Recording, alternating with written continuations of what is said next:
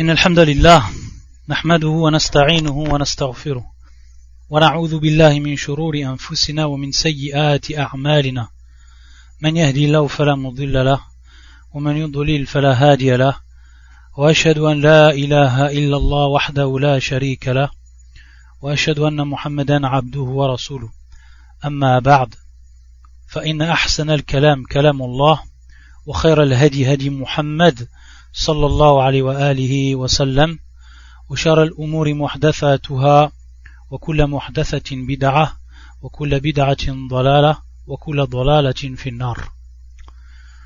Donc on poursuit bi'idhnillahi ta'ala l'explication du livre Ahkamu Manasik al-Hajj wal-Umrah le Cheikh al-Islam Ibn Taymiyyah rahimahullah ta'ala. Donc les règles des rites du pèlerinage et de la Umrah. Le dernier cours, on a parlé de ce qui concernait les habits lorsqu'on était en état de sacralisation. Ce qui était donc permis et ce qui ne l'était pas. Aujourd'hui, le Cheikh, dans ce nouveau chapitre, Fasl, il va nous dire, toujours en parlant donc de l'ihram, فَإِذَا أَحْرَمَ لَبَّ بِتَلْبِيَةِ رَسُولِ اللَّهِ صلى الله عليه وآله وسلم لبيك اللهم لبيك لبيك لا شريك لك لبيك إن الحمد والنعمة لك والملك لا شريك لك وإن زاد على ذلك لبيك ذا المعارج أو لبيك وسعديك ونحو ذلك جاز كما كان الصحابة يزيدون ورسول الله صلى الله عليه وسلم يسمعهم فلم ينهاهم. Donc le cheikh, après nous avoir parlé donc des habits, il va nous dire au moment où la personne rentre en état de sacralisation. On a insisté sur ce point qui est très important durant les premiers cours lorsqu'on a parlé de l'ihram, et on a dit que l'ihram, avant toute chose, c'était l'intention que l'on avait de rentrer en état de sacralisation, et qu'ensuite cela devenait réel lorsque la personne faisait un acte ou prononcer une parole. À ce moment-là, yan'aqid al-ihram, c'est-à-dire donc que on devient réellement muhrim. Donc, on a déjà insisté sur cela, on n'y revient pas sur ce qu'est réellement l'ihram. فَإِذَا أَحْرَمَ لَبَّ بِتَلْبِيَةِ رَسُولِ اللَّهِ صلى الله عليه وسلم. Donc, at-talbiya,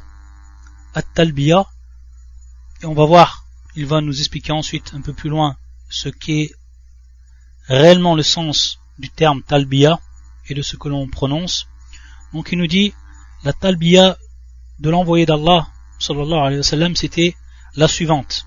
Donc on dit comme le prophète sallallahu alayhi wa sallam, il a dit, labbaik Allahumma labbaik, labbaik la sharika lak labbaik, innal hamda wa ni'mata lak wal mulk la sharika lak. Ça donc c'est la talbiya que le prophète sallallahu alayhi wa sallam il prononçait.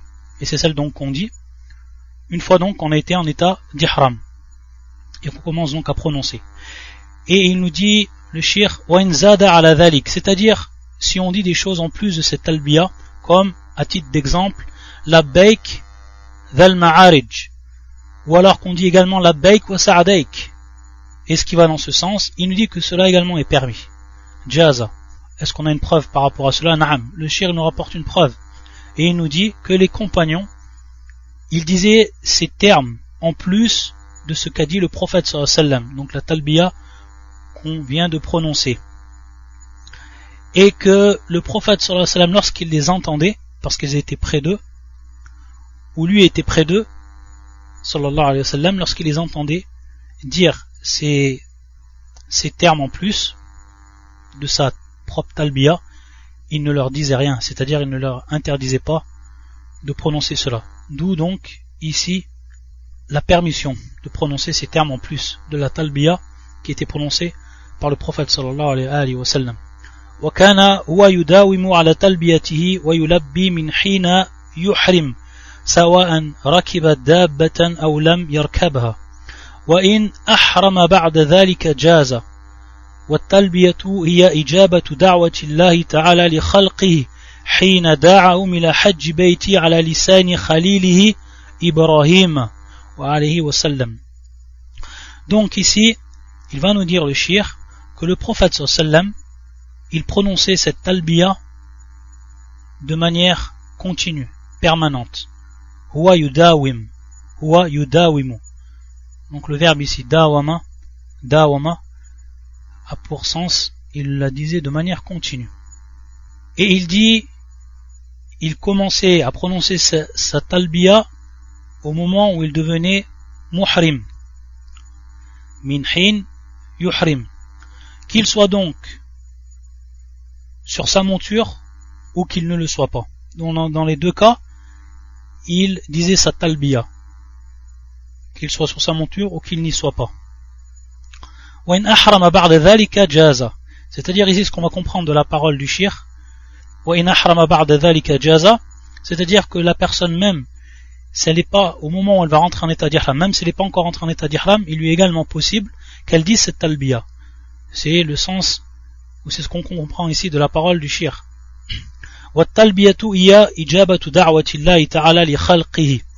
Donc ici, le shir nous donne le réel sens de at-talbiya. Et il nous dit que at-talbiya, c'est ijaba. Al-ijaba, c'est la réponse. La réponse à l'appel d'Allah Azza wa Jal. Hiya ijabatu da'wati Allah ta'ala li khalqihi. Donc c'est la réponse à Allah subhanahu wa ta'ala lorsque Allah subhanahu wa ta'ala a appelé les gens. Hina da'ahum ila hajji baytihi ala lisani khalili Ibrahim. Et bien entendu on sait que Allah subhanahu wa ta'ala a appelé les gens à faire le pèlerinage et que celui qui a appelé les gens, donc qui était le transmetteur, c'est le prophète Khaliluhu Ibrahim alayhi salam. Comme cela est cité par Allah subhanahu wa ta'ala dans son Coran, fi surat al-Hajj, qui est le verset 27, où Allah subhanahu wa ta'ala yaqul وَأَذِّنْ فِي النَّاسِ بِالْحَجِّ يَأْتُوكَ رِجَالًا وَعَلَى كُلِّ ضَامِرٍ يَأْتِينَ مِنْ كُلِّ فَجٍّ عَمِيقٍ. Donc dans ce verset, Allah Azza wa Jal yad'u, c'est-à-dire donc il fait un appel ici. Il appelle les gens. Et cet appel a été transmis par Ibrahim. Donc ce verset qui est du surat al-Hajj, le verset 27. Verset 27, al-Hajj. Et fais aux gens une annonce pour le Hajj. Ils viendront vers toi à pied et aussi sur toute monture, venant de tout chemin éloigné.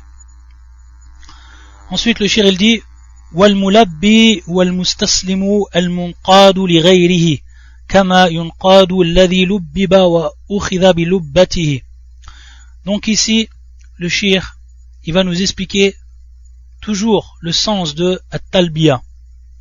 Et pour ce qui est de al-mulabbi, donc celui qui fait l'acte et qui prononce donc at-talbiya ou al-mulabbi, c'est celui qui s'est soumis entièrement à un autre que lui et qui a obéi à l'appel d'un autre que lui. Et donc ici, le sens que prend ce terme dans la religion, il nous dit wal ma'na inna mujibuka li da'watika, inna mujibuka li da'watika, mustaslimuna li hikmatika, muti'una li amrika, marratan ba'da marra, la nazalu ala dhalik. Donc, le sens de cela, nous répondons à ton appel. Nous nous soumettons pleinement à ta sagesse et nous obéissons totalement à ton ordre. À chaque fois, marra ba'da marra, à chaque fois, la nazalu ala dhalik, et on continue tout le temps sur cela, c'est-à-dire à obéir à tes ordres. Et donc ici on va comprendre ce qu'est le sens de at-talbiya, mais on va comprendre également que le musulman, lorsqu'il nous dit le shir, la nazalu ala dhalik, c'est qu'on va continuer à être dans cet état-là de soumission, d'obéissance à tes ordres. C'est non seulement dans l'état de at-talbiya, lorsqu'on dit donc at-talbiya, et donc lorsqu'on est en état d'ihram et qu'on fait les rites du pèlerinage, mais également en dehors de cela.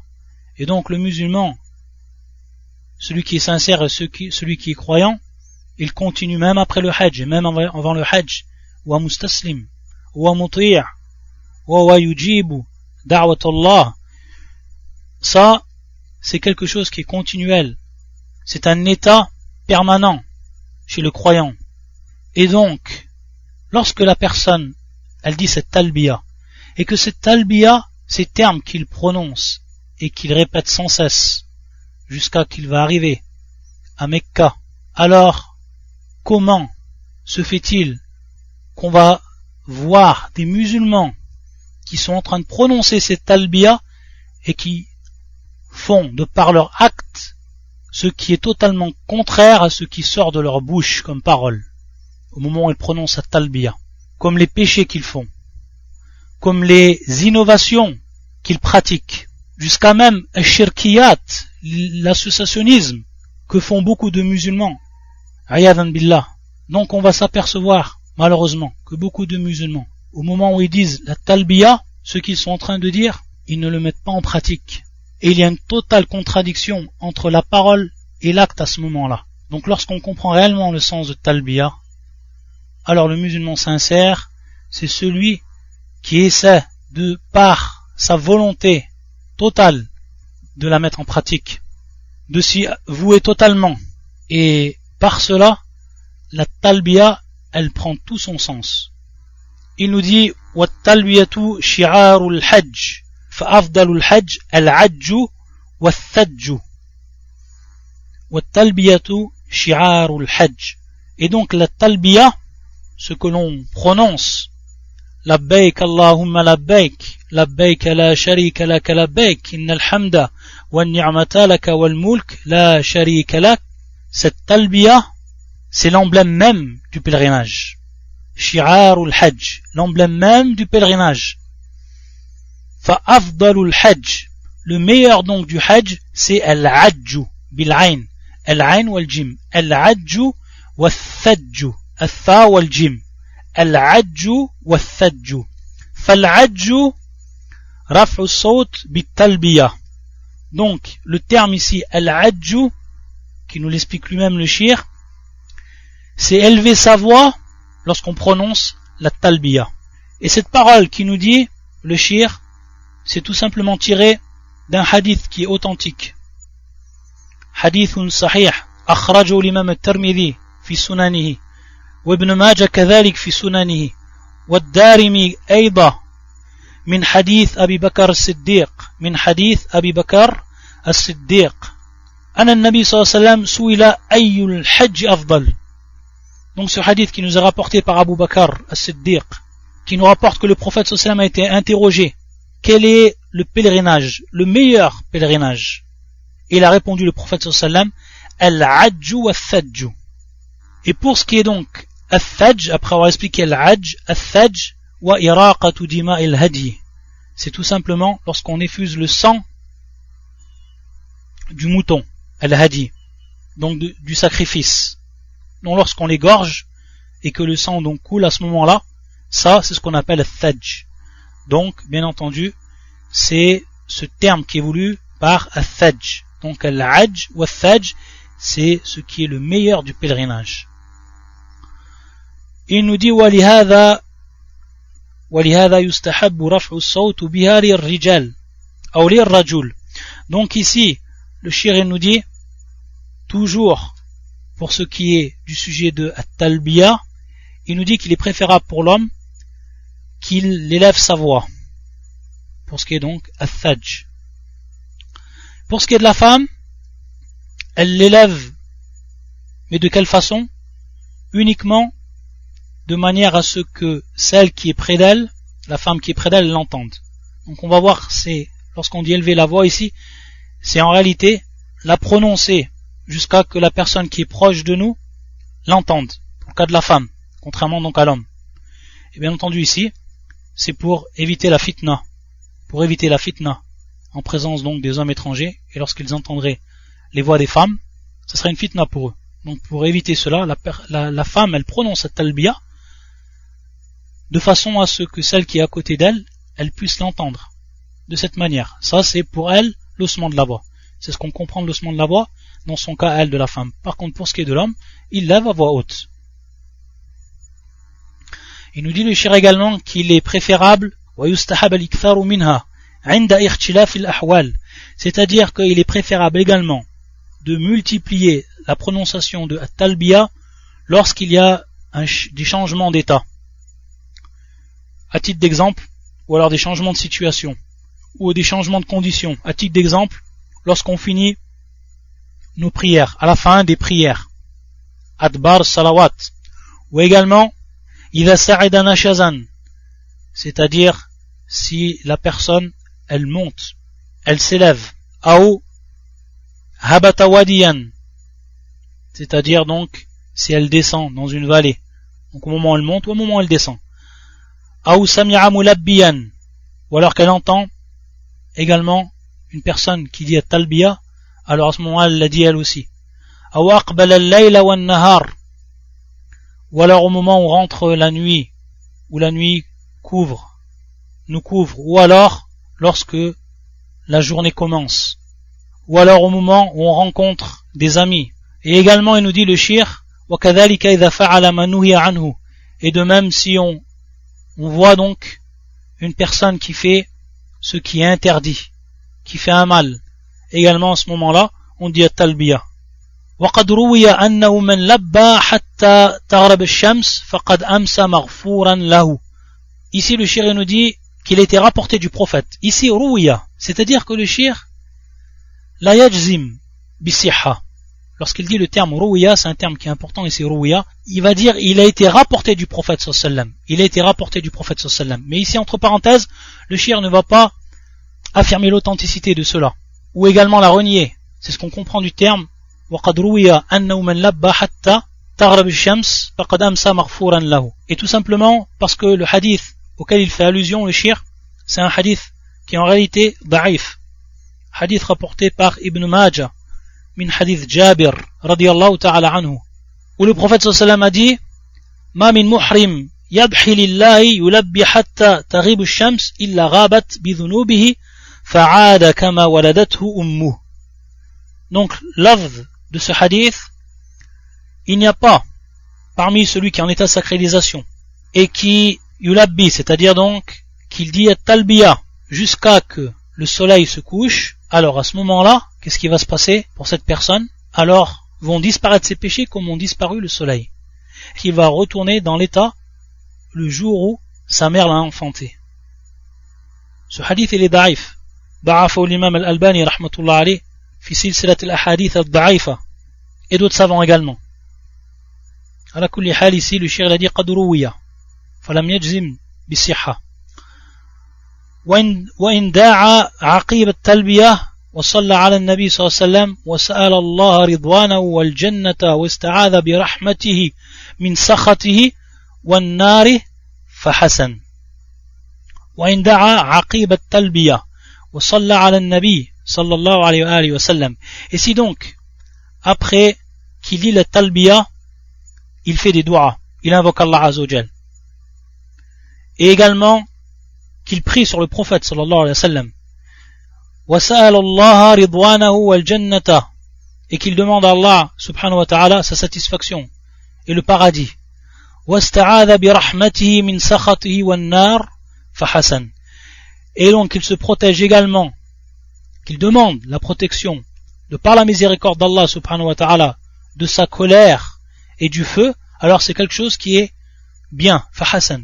Également ici un hadith qui est rapporté et qui va dans ce sens, hadith rapporté par l'imam al-Shafi'i dans son Musnad, et également l'imam al-Daraqutni fi Sunani, mais qui est un hadith lui également da'if, non authentique, et qui est cette parole anna an-nabi sallallahu alayhi wa sallam kana idha faraga min talbiya fi hajjin aw umrah sa'ala Allah ridwanahu wal jannata wasta'adha bi rahmatihi min an-nar.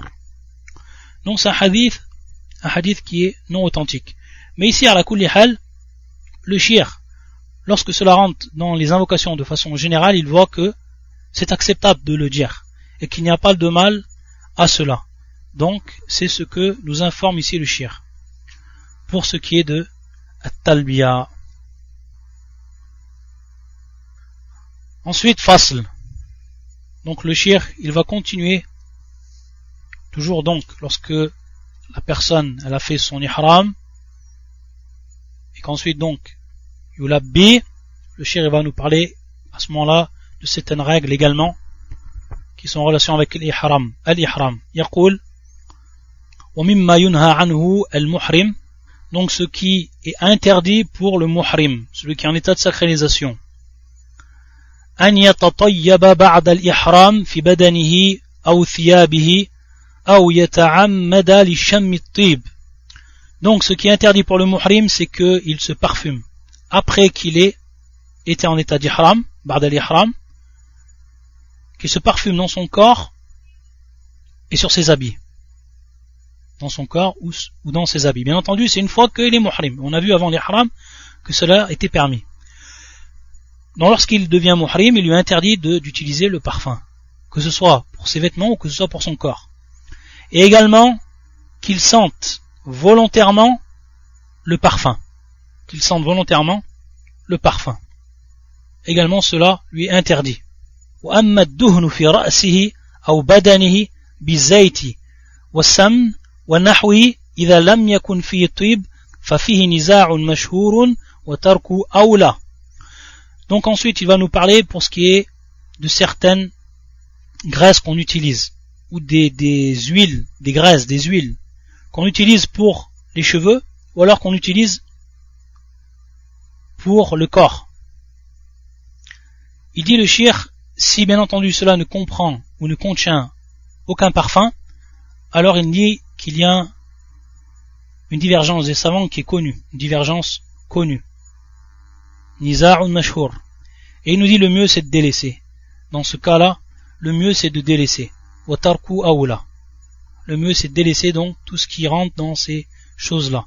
C'est-à-dire donc les huiles, etc. qui ne comprennent pas de parfum. Wala yuqallim athfarahu. Et bien entendu, il lui est interdit de tailler ses ongles. Wala yaqta' sha'ra. Également, il lui est strictement interdit de couper, de tailler ses cheveux. Tout ça, bien entendu, basé sur des hadiths du prophète sallallahu alayhi wa sallam. ولو أن يحك بدنه إذا حكه ويحتجم في رأسه وغير رأسه وإن احتاج أن يحلق شعرا لذلك جاز فإنه قد ثبت في الصحيح أن النبي صلى الله عليه وآله وسلم احتجم في وسط رأسه وهو محرم ولا يمكن ذلك إلا مع حلق بعض شعر. Il nous dit ensuite le cheikh que la personne, il lui permet également de se gratter. Si par exemple, dans son corps, un de ses membres le gratte, alors il lui permet de se gratter sans problème.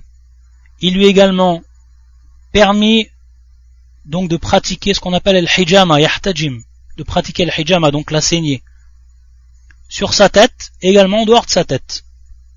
Et donc ici, une parenthèse que l'on fait, et on voit que beaucoup de gens, de par leur ignorance, ils croient que le fait de saigner, c'est en contradiction avec l'ihram, et que si la personne elle saigne, alors il faut qu'elle, alayha fidya, il faut qu'elle expie. Et ça c'est une grande ignorance de beaucoup de awam, de beaucoup de musulmans, parmi les communs des musulmans. Car le prophète sallallahu alayhi wa sallam, comme va nous l'indiquer le cheikh, rahimahullah, il a fait le hijama, alors qu'il était muhrim.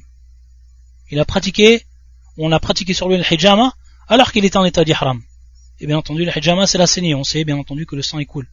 Donc, quoi qu'il advienne, la personne s'il y a du sang qui coule, c'est-à-dire du sang qui coule de son nez, ou alors d'un de ses membres, de par une blessure ou autre, ou alors qu'elle le fait volontairement par el hijama, et également, comme il va nous l'indiquer le shir al-fast, qui est le fait de se tailler, bien entendu de manière mineure une veine, pour faire partir, ou faire sortir une grande quantité de sang, un sang qui est malsain, etc.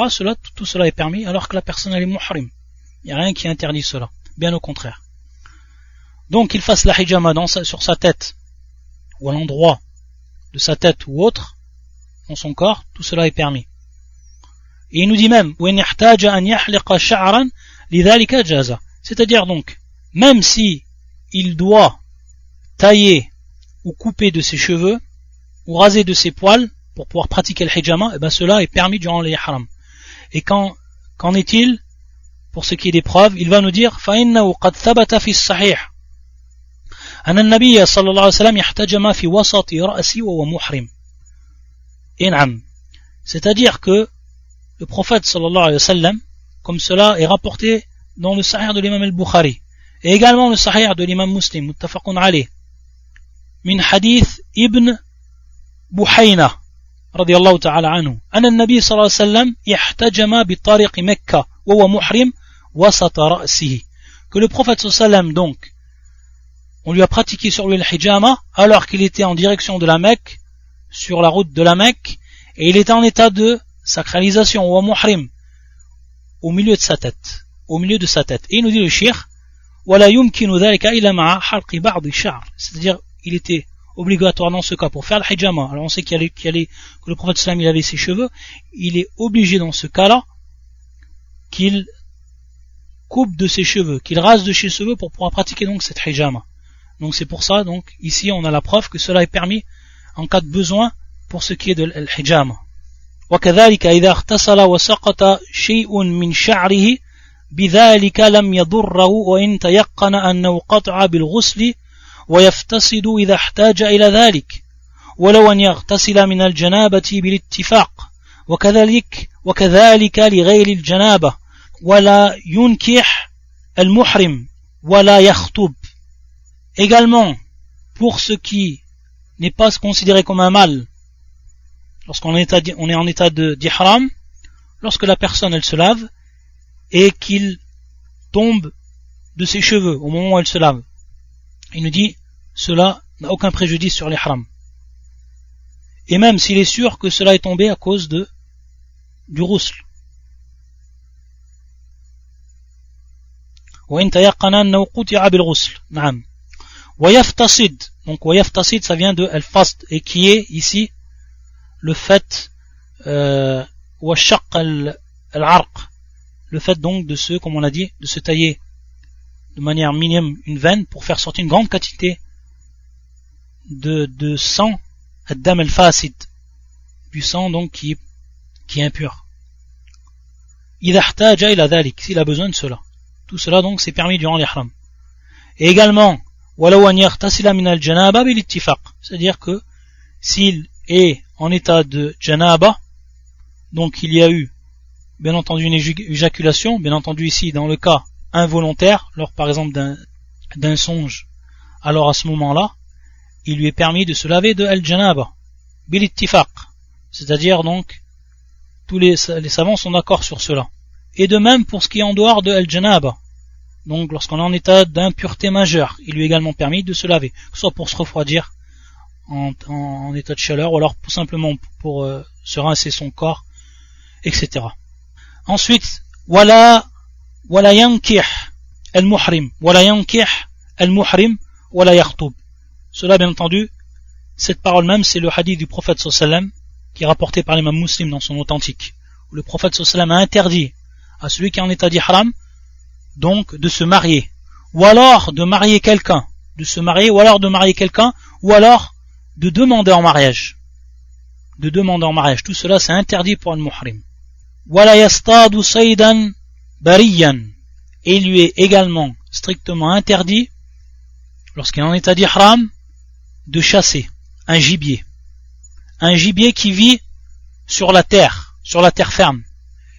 Et la preuve de cela c'est la parole d'Allah Azza wa Jal fi surat al-Ma'ida, qui est le verset 96. Wallah Azza wa Jal yaqul وحرم عليكم صيد البر ما دمتم حرما وحرم عليكم صيد البر ما دمتم حرما. Et à propos de ce verset, Ibn Qudama يقول في المغني لا خلاف بين أهل العلم في التحريم قتل الصيد واصطياده على المحرم ويحرم عليه الإشارة إلى الصيد والدلالة عليه. Donc il n'y a aucune divergence chez les savants qu'il est strictement interdit, donc d'après ce verset du Coran qui fait surat al-Ma'ida, la table servie, qui est le verset 96, il est strictement donc interdit de tuer tout gibier ou de partir chasser le gibier, et même il est interdit d'indiquer où va se trouver un gibier pour une personne qui voudrait donc faire cette mauvaise chose. Il est même interdit donc de l'indiquer. Bien entendu ici c'est pour ce qui est du gibier qui vit sur la terre. ولا يتملكه بشراء ولا إهاب ولا غير ذلك ولا يعين على الصيد ولا يذبح صيدا فأما صيد البحر كالسمك ونحوها فلو أن يصطاده ويأكله ولو أن يقطع الشجر. طيب. Ensuite il nous dit également il ne lui est pas permis d'acheter un gibier. Par exemple une personne qui aurait chassé un gibier, il est interdit qu'il achète ce gibier. Et également il est interdit qu'il le prenne en cadeau. Donc tout cela c'est interdit. Et c'est pour ça que dans un hadith rapporté par l'imam al-Bukhari et l'imam Muslim, min hadith as-Sa'b ibn Jathama radiyallahu ta'ala anhu, lorsque un sahaba est venu apporter un gibier au prophète sallallahu alayhi wa sallam, il lui a répondu inna la naruddahu alayk illa anna hurum. Hurum bima'na muhrimun. C'est-à-dire que le prophète sallallahu alayhi wa sallam, il l'a refusé. Et il a dit on ne le refuse que parce que nous sommes en état d'ihram. Que parce que nous sommes en état d'ihram. ولا يعين على الصيد ولا يعين على صيد ولا يذبح صيدا. Et donc bien entendu il n'a pas le droit d'aider quelqu'un à chasser et il n'a pas le droit d'égorger un gibier qui aurait été capturé. Il n'a pas le droit donc de l'égorger. Tout ça c'est interdit pour ce qui est de l'homme en état d'ihram. فأما الصيد البحر. Par contre pour ce qui est de tout ce qui se trouve dans l'eau, de tout ce qui se trouve dans l'eau comme les poissons etc. qui vivent dans l'eau, uniquement dans l'eau, alors cela est permis pour le muhrim qu'il le chasse, ou plus précisément qu'il le pêche et qu'il le mange. Cela c'est permis. Et Allah Azza wa Jalla dit également fi surat al-Ma'ida, toujours le verset 96, أُحِلَّ لَكُمْ صَيْدُ الْبَحْرِ وَطَعَامُ مَتَاعًا لَكُمْ وَلِلسَّيَّارَةِ. Donc ce verset il est clair. Et à partir de ce verset Ibn Munzir يقول أجمع أهل العلم على أن الصيد البحر مباح للمحرم واصطياده وأكله وبيعه. Il nous dit donc que tous les savants sont unanimement d'accord pour dire que pêcher et chasser ce qui se trouve, ce qui vit dans l'eau, mubahun lil muhrim, que cela est permis pour le muhrim. Donc qu'il le chasse, istiyaduhu, qu'il le mange, wa akluhu, wa bay'u, et qu'il le vende, wa shira'u, qu'il l'achète, tout cela c'est permis. Walau an yaqta'a shajar. Et il peut également, celui qui est en état d'ihram, couper des arbres. Lakinna nafs al-haram la yaqta'u shay'an min shajarihi, wa in kana ghayra muhrimin, wala min nabati al-mubah إلا الإذخر وأما ما غرس الناس أو زرعوه فهو لهم وكذلك ما يبس من النبات يجوز أخذه ولا يصطاد به صيدا وإن كان من الماء كالسمك على الصحيح. طيب. Ensuite le shir nous dit qu'il peut également le muhrim couper les arbres. Par contre lorsqu'il va rentrer dans le territoire sacré, al-haram, lorsqu'il rentre dans le territoire sacré de la Mecque, alors à ce moment-là, il lui est strictement interdit de couper tout arbre. Et même s'il n'est pas en état d'ihram, parce que maintenant, on rentre dans un nouveau hukm. C'est le statut du territoire sacré de la Mecque. Et à ce moment-là, donc le shir, lorsqu'il a parlé de l'arbre, il a dit c'est permis de couper un arbre pour celui qui est muhrim, tant qu'il est en dehors du haram. Par contre, au moment où il est rentré à Mecca, à l'intérieur du haram, il lui est strictement interdit de couper tout arbre. Qu'il soit en état d'ihram ou qu'il ne soit pas en état d'ihram. Ça c'est interdit pour les gens de Mecca. Et pour tous ceux qui viennent à Mecca, dans le territoire sacré, il leur est interdit de couper les arbres. Et également, il leur est interdit de couper les plantes, an-nabat, illa al-idkhir. Cette plante, qui est une plante au bon odorat, qui s'appelle al-idkhir, c'est la seule chose qui est permise de couper lorsqu'on est en territoire sacré. Et cela, bien entendu, dans le hadith du prophète sallallahu alayhi wa sallam, rapporté par l'imam al-Bukhari et l'imam Muslim dans leur authentique, min hadith ibn Abbas, lorsque le prophète sallam a fait son sermon, Yawm Fath Mekka, lorsqu'il a ouvert la Mecque.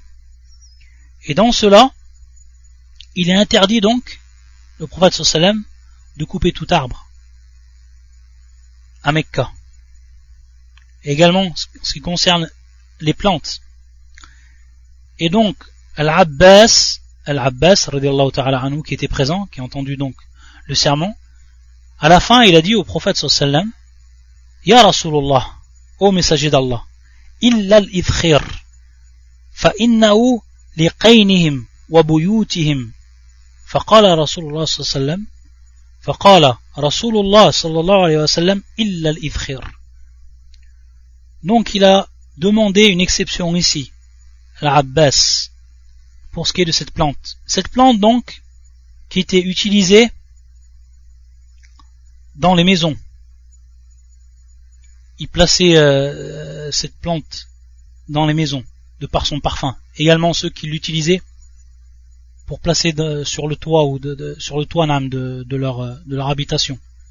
Également ceux qui l'utilisaient fil qubur, c'est-à-dire dans les tombes, c'est-à-dire donc dans le linceul avec lequel on entourait le mort, ils plaçaient donc cette plante parce qu'elle avait un bon odorat, pour garder donc le mort avec la bonne odeur.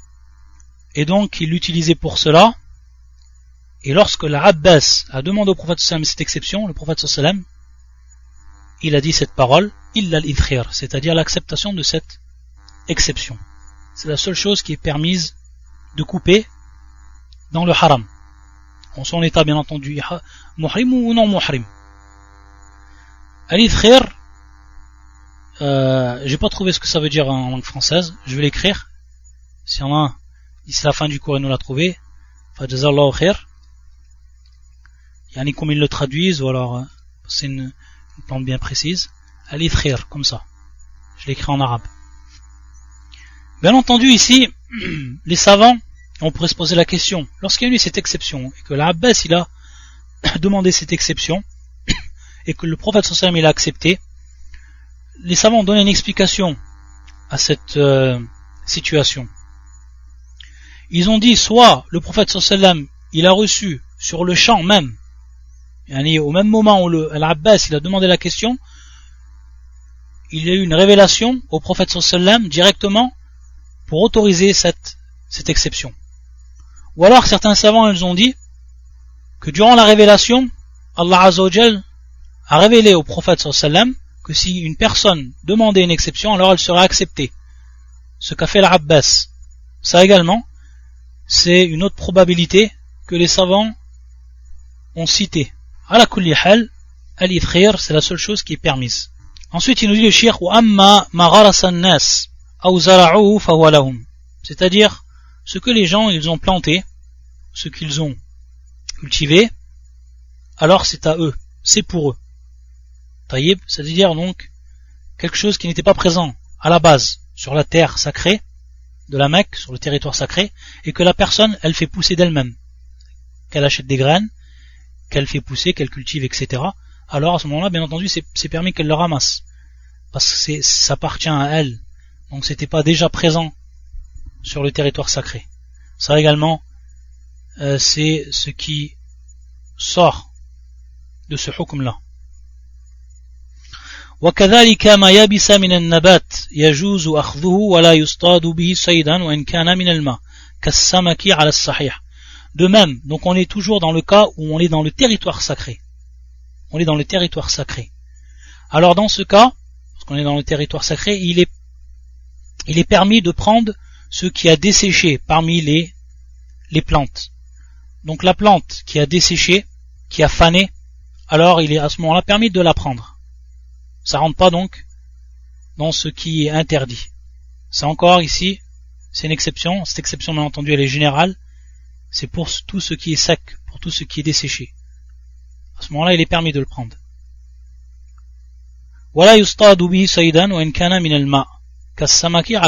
De même ici, lorsqu'on est dans le territoire sacré, comme il a dit le shir, il est strictement interdit chasser le gibier. Donc on a dit pour celui qui est muhrim, celui qui n'est pas muhrim. mais également ce qui se trouve dans l'eau.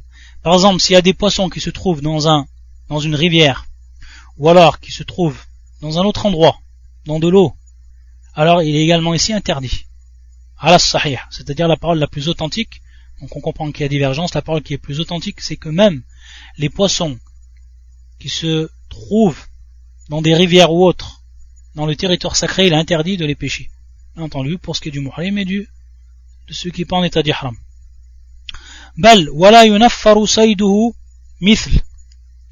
مثل أن يقيمه ليقعد مكانه مثل أن يقيمه ليقعد مكانه. C'est-à-dire également, comme le prophète sallallahu alayhi wa sallam l'a cité dans le hadith authentique, c'est que il est également interdit de faire fuir le gibier. De le faire fuir, il est interdit. Alors à plus forte raison de le chasser. Comme à titre d'exemple, de le faire partir, de prendre sa place.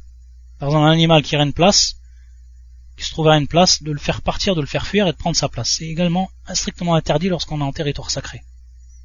وكذلك حرم مدينة رسول الله صلى الله عليه وسلم وهو ما بين لابتيها واللابة هي الحرة وهي الأرض التي فيها حجارة سود وبريد في بريد والبريد 4 فراسخ وهو من عير إلى ثور وعير وجبل عند الميقات يشبه العير وهو الحمار والثور وجبل من ناحية أحد يشبه العير وهو الحمار والثور وجبل من ناحية أحد وهو غير جبل ثور الذي بمكة فهذا الحرم أيضا لا يصاد صيده ولا يقطع شجره إلا لحاجة كآلة الركوب والحرث ويؤخذ من حشيشه ما يحتاج إليه للعلف فإن النبي صلى الله عليه وسلم رخص لأهل المدينة في هذا لحاجتهم إلى ذلك إذا ليس حولهم ما يستغنون به عنه بخلاف الحرم المكي وإذا دخل عليه سيد لم يكن عليه إرساله. Ici le shir, il va nous rappeler que non seulement cela c'est dans le cas du territoire sacré de Mecca, mais également dans le cas du territoire sacré de Al-Médina. وهو ما بين لابتيها et ceci qui se trouve donc entre le terme ici employé, il nous dit le shir wal-lab ou al-harra, c'est tout simplement la terre où se trouvent des pierres noires. Al-ardu allati fiha hijaratun sawd. C'est ça donc qui va délimiter le haram, le territoire sacré pour Médine, pour la ville du prophète sallallahu alayhi wa sallam, Al-Médina. Donc il se trouve entre ces deux terres où se trouvent en sa surface des pierres noires. Ensuite il va nous donner un ordre de mesure et il nous dit min ayrin ila thur, c'est-à-dire donc ces deux noms, min ayrin ila thur. Donc comme l'ont dit les savants, que ce soit de par cette délimitation ou alors de par cette délimitation, il n'y a pas de différence dans cela. C'est-à-dire que même si une délimitation qui était donnée par le prophète sallallahu alayhi wa sallam, elle va être plus petite qu'une autre délimitation qu'il a donnée dans notre hadith, la première elle va rentrer dans la deuxième. Donc il n'y a pas de ishkal par rapport à cela. Et c'est pour ça que également le prophète sallallahu alayhi wa sallam a cité, pour délimiter le territoire sacré de Médine, il a cité ces deux termes, min ayr ila thur. Il nous explique le shir que Ayr c'est une montagne qui se trouve près de Al-Miqat, Miqat bien sûr Al-Medina, et qui ressemble à un âne, Al-Himar. De même pour ce qui est de Thawr, c'est également une montagne mais qui se trouve à elle du côté de Uhud, et qui ressemble également à l'âne. Et le shir ici il va faire une précision, il va nous dire que pour ce qui est de Thawr, ce n'est pas la même montagne qui se trouve à Mecca, car il y a une montagne qui se trouve à Médina qui s'appelle le Thawr et également une qui se trouve à Mecca qui s'appelle le Thawr. Et il nous dit, le shir ici il nous rappelle, et c'est une précision donc historique, qu'il y a bel et bien ici une montagne qui se trouve à Médine et qui s'appelle le Thawr et qui est différente de celle qui se trouve à Mecca. Il nous dit donc tout cela c'est le haram, que ce soit à Mecca ou que ce soit à Médina, qu'on est en territoire sacré, alors il ne nous est pas permis de chasser le gibier et de couper les arbres. Sauf, il nous dit le cheikh, en cas de besoin, illa li hajatin ka'alati ar-rukub wal harf wa yukhadhu min hashishi ma yuhtaju ilayhi lil 'alaf. C'est-à-dire que ici, pour ce qui est de Al-Médina, on est ici pour ce qui est de Al-Médina, le territoire sacré. Le prophète sallallahu alayhi wa sallam, comme nous explique le cheikh, فإن النبي صلى الله عليه وسلم رخص لأهل المدينة في هذا لحاجتهم. C'est-à-dire que le prophète sallallahu alayhi wa sallam, il a autorisé aux gens de Médine d'utiliser l'herbe qui est fraîche, al-hashish. Également ce qu'ils ont besoin pour construire donc leur monture. Également ce qu'ils ont besoin pour cultiver leurs champs, al-harf, etc. Ce qu'ils ont besoin également pour al-alaf, c'est-à-dire al-alaf, c'est ce qu'on appelle le foin, l'aliment pour le bétail. Ils ont également donc le droit d'utiliser l'herbe, etc., qui se trouve dans al-haram al-Médini, c'est-à-dire le territoire sacré de Médine. Et pourquoi cela? Parce que le cheikh va nous dire إذ ليس حولهم ما يستغنون به عنه بخلاف الحرم المكي. نعم. C'est-à-dire qu'aux alentours de Médine, il n'y avait rien que les gens de Médine pouvaient utiliser. Donc, pour nourrir leurs bêtes, pour ce qu'ils avaient le minimum besoin, c'est-à-dire donc pour cultiver les champs, le bois qu'ils auraient, donc obligés donc de couper certains arbres pour pouvoir donc utiliser le bois, etc. Le prophète sallam, il leur a donné ici une exception pour le minimum qu'ils avaient besoin. Pourquoi cela? Parce que autour de Médine, il n'y avait rien qu'ils pouvaient utiliser. Et s'ils allaient un peu plus loin de Médine, tout ce qui était présent dans des territoires, c'est des territoires qui appartenaient à des gens et qu'ils ne pouvaient donc rien prendre. Donc ils étaient dénués de toute chose. C'est pour ça que le prophète sallallahu alayhi wa sallam, pour les gens de Médine, il leur a accordé, pour ceux qui vivaient donc à Médine, il leur a accordé dans la mesure de leurs besoins d'utiliser ces choses-là. Taïb, contrairement aux gens de Mecca. Parce que les gens de Mecca, eux, aux alentours de Mecca, aux alentours donc du territoire sacré, ils avaient il se trouvait ce dont ils avaient besoin. Et donc ils pouvaient sortir du territoire sacré et aller prendre ce qu'ils avaient besoin comme arbres, comme bois, comme hashish, comme herbe, etc. pour nourrir leurs animaux ou alors tout ce dont ils avaient besoin. Donc c'est la différence ici qu'il y a. Le prophète sallam, il a fait ici une exception pour les gens de Médine pour ce dont ils avaient besoin.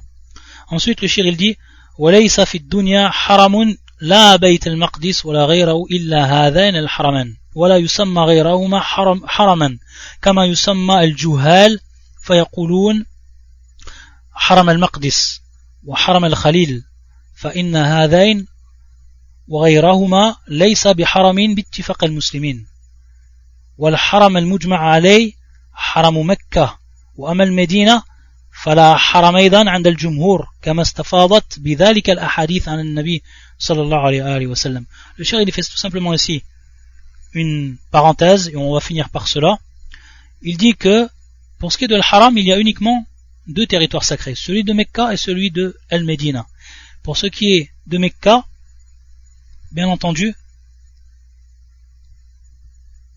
c'est plus que clair. Pour ce qui est de Al-Médina, la plupart des savants sont d'accord qu'il y a un Haram, un territoire sacré, pour Médina. En revenant à tous les hadiths, qui sont très nombreux les hadiths où le prophète sallallahu alayhi wa sallam il a délimité donc le territoire sacré de Médine. Et donc qu'on dise que Bayt al-Maqdis c'est un haram, c'est totalement faux. Ou alors autre que cela, c'est totalement faux. Il nous rappelle le cheikh. Il y a uniquement deux territoires sacrés en islam, Médine et Mecca, rien d'autre. Et il nous dit ensuite وَلَمْ يَتَنَازَعَ الْمُسْلِمُونَ فِي حَرَمٍ ثَالِثٍ إِلَّا فِي وَجٍّ وهو واد بالطائف وعند بعضهم حرم وعند الجمهور ليس بحرم. Donc il nous dit simplement certains musulmans ils ont eu une divergence. Donc il dit ici musulmans, il y a une divergence pour certains qui ont été dire que un territoire qui s'appelle Wajj et qui est en réalité une plaine qui se trouve à Taif à côté de Mecca, ils ont dit que c'était haram. mais il nous rappelle le shir, la plupart des savants n'ont jamais dit que c'était un territoire sacré. Taïb. Donc en vérité, on ne va pas prendre cela en compte.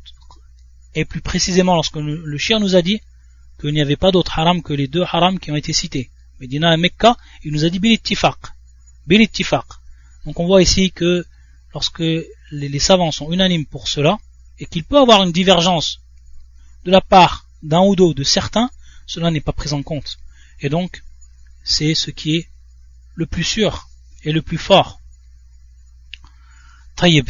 Ensuite, le shir va continuer encore pour certaines règles qui touchent al-muhrim. On finira le prochain cours, Inch'Allah ta'ala. Ici, pour le Nam, j'ai reçu, pour ce qu'est l'idkhir, roseau aromatique. La plante fait 50 à 120 cm de haut, les feuilles sont linéaires, il pousse dans les régions chaudes et tempérées des deux hémisphères. Probablement d'origine indienne, le calamus pousse plutôt dans les sols humides et les fossés. À la kulihal, roseau aromatique. C'est comme ça donc que certains ont trouvé. Roseau aromatique pour ce qui est de l'idkhir, qu'on a cité durant le cours. Et que la plante fait 50 à 120 cm de haut. Ou jonc aromatique, naam. De la famille des graminées. Tayyib. Subhanakallahum bihamdika. Ashhadu an la ilaha illa anta astaghfiruka wa atubu ilayk.